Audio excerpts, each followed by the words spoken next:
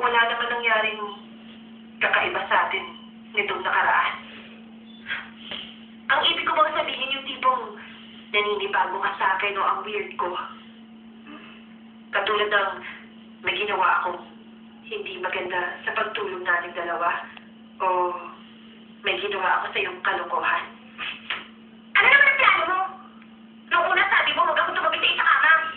Nakalimutan mo? Ang sabi mo pa nga, dito ako sa side dapat mahiga. Sinabi ko talaga yun sa'yo? Ay, bigla-bigla para kang nag-iibang tao ah. Tsaka sa ito kumuha yung pera pinabili mo sa mga yan ha?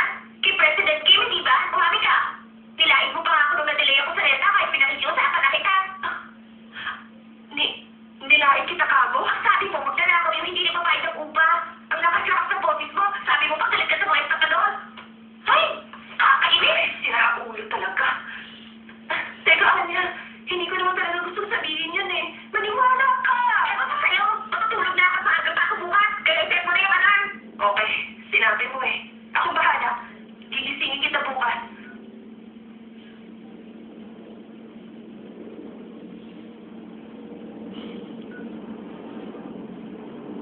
Hmm?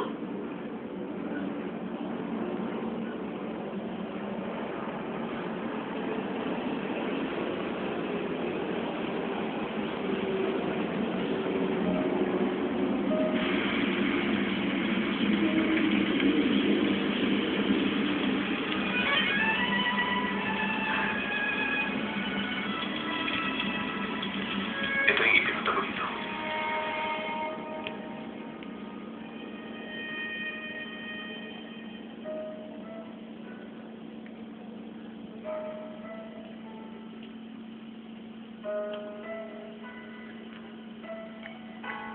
Ano bang naalala mo sa akin? Back then, ano ba talaga ako sa'yo?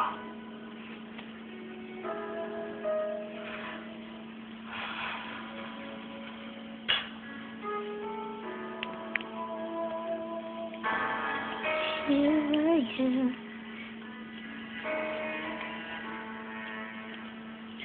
Here I am. 지금 여기 있는데. I don't mean that. I'm sorry, Oscar. For me, isa kang singer na malapit ng malaos. Tapos you're telling me gusto mo akong pakasalan. Ignorante ka pala talaga. How disappointing. Para sa akin ng celebrity pinang-display lang at hindi pinapakasalan. Alam mo, malapit na kitang pagsawaan, sana hinintay mo na lang.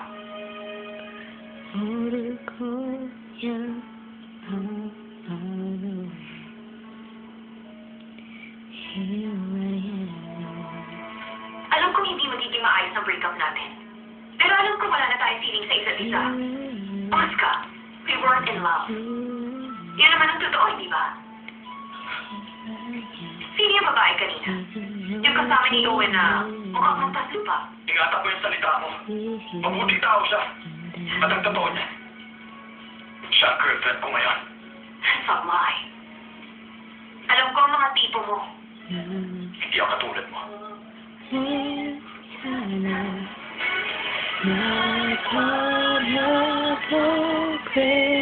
Huwag mo sabihin na gusto mo akong protektahan. Dahil wala namang mahalaga sa'yo. Pati yung sarili mo lang.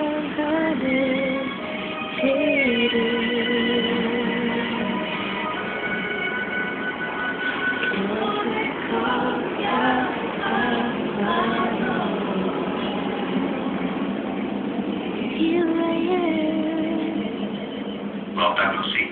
Pwede ba wala ako sa mood? I'm not kidding around. Hindi ko alam kung saan malayong lugar ako nang galing. At ngayon, finally, nakabalik na ako. Lasing ka ba? Hindi ko maniniwala. But the Owen you saw recently, hindi talaga ako yun.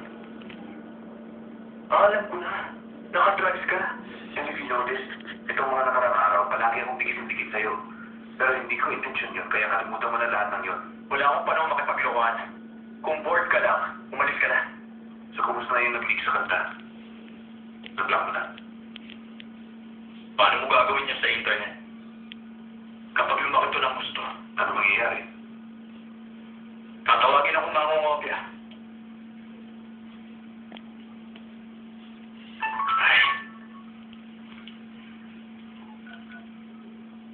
Papa Oscar, si Jamie Hilto. Kamusta? Naayos na ba yung problema mo? Huwag mo masyadong dibdibin yun. Alam ko maayos din ang lahat.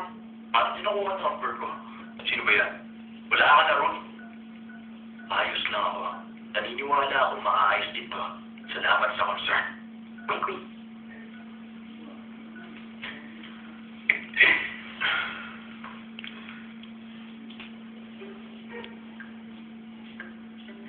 Ganun. Tiyak nakuha niya sa phone book ko yung number. Ano? Si Jamie yan, di ba? Alam mo, ang weird mo na talaga. Psychic ka rin ba, ha? Mas naiintindihan ko na ngayon ang mga babae. Pero curious lang talaga ako. Bakit yung mga fans mo nakamedyas na may mukha mo? Gusto mo ba yung mukha mo nakadikit sa pausing paa ng mga fans mo, ha? Bakit? Meron bang ganyan medyas si Jamie? Baliw ka na ba? Bakit siya magsusunod ng ganun? At saka isa pa, hindi naman talaga siya gano'n seryoso sa'yo eh. Pag tinanong mo kung sino idol niyang artista, mag-iisip mo na siya bago sabihin, si Oscar? Sige, siya na nga lang. I'm going. Sandali. Ba't hindi mo na sinusuot yung shiny shirt mo, ha? Kung gusto mo mabuhay, huwag mo nang itanong yan. Nag-iba na ako ng brand yung hindi mabibili dito. Sa bagay, kung ano man ang suot ko, madali naman sumikat. Kumusulta ka agad kay Janelle, ha? Malala na ang sayad mo, eh. Lawson to. Aray ko, bago play. Ibang university